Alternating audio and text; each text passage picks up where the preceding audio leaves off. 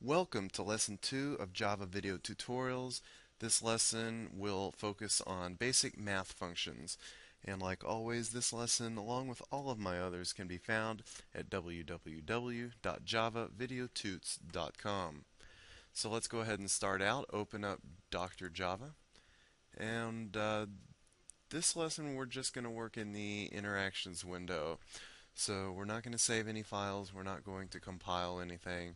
It's just going to be in the interactions window. So I'm going to go ahead and open it up large for you, and we're going to go over some basic math functions.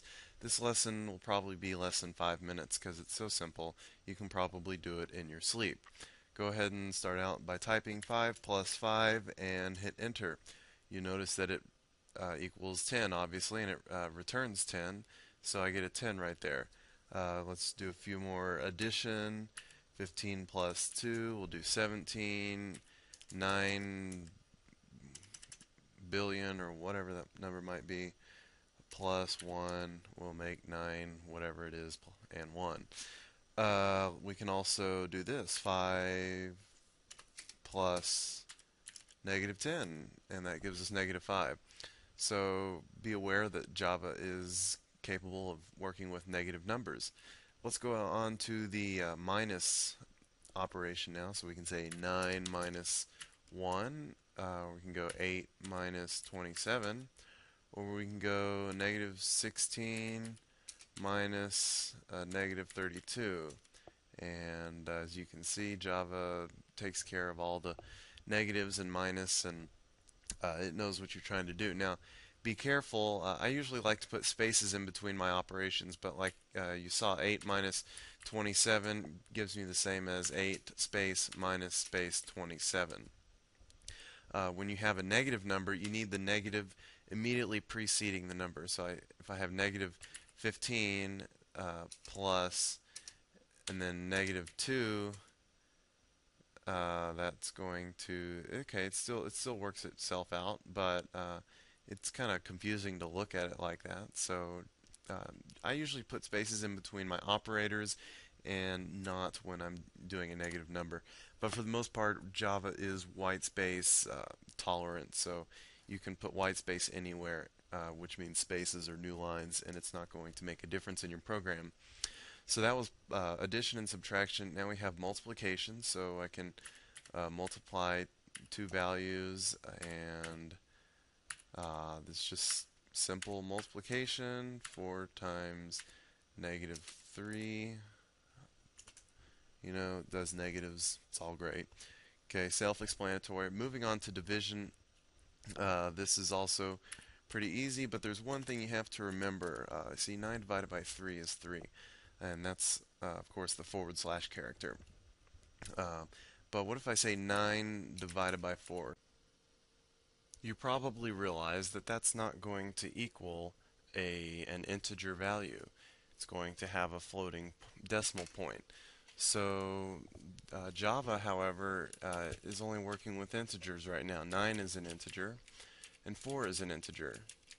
So it wants to give us an integer in return. So it's going to say 9 divided by 4 is 2.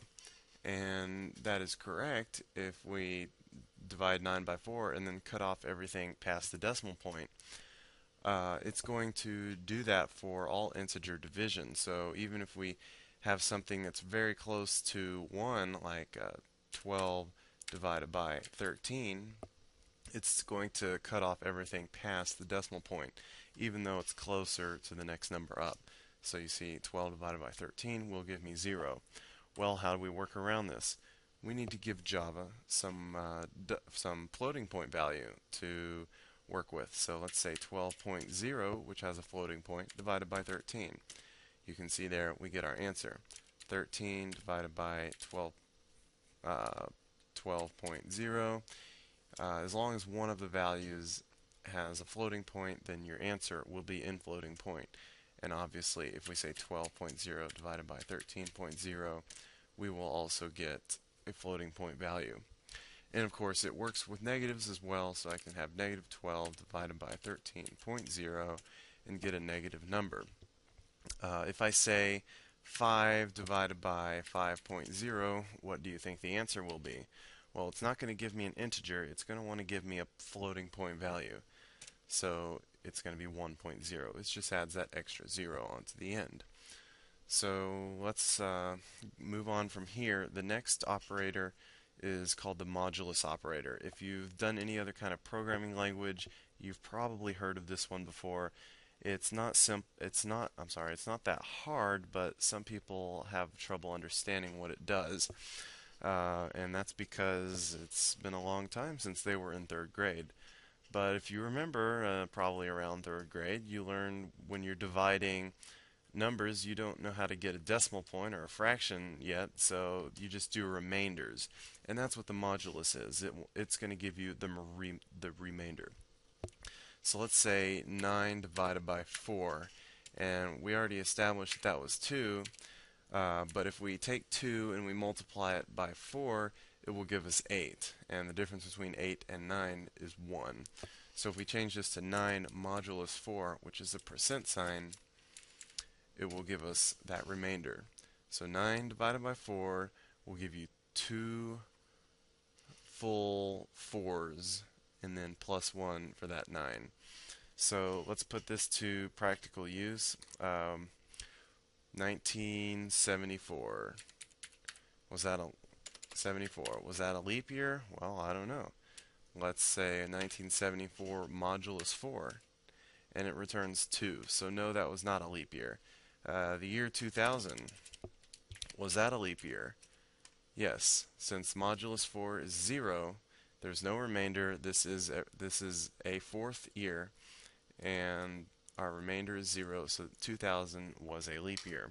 So that's just one little nifty use you can put the modulus operator to. So our next lesson is going to be sort of quick also. It's going to be on bitwise operators, and if you really want to, you can even skip it because it's probably not one of the most important lessons. So, so long for now. See you next time.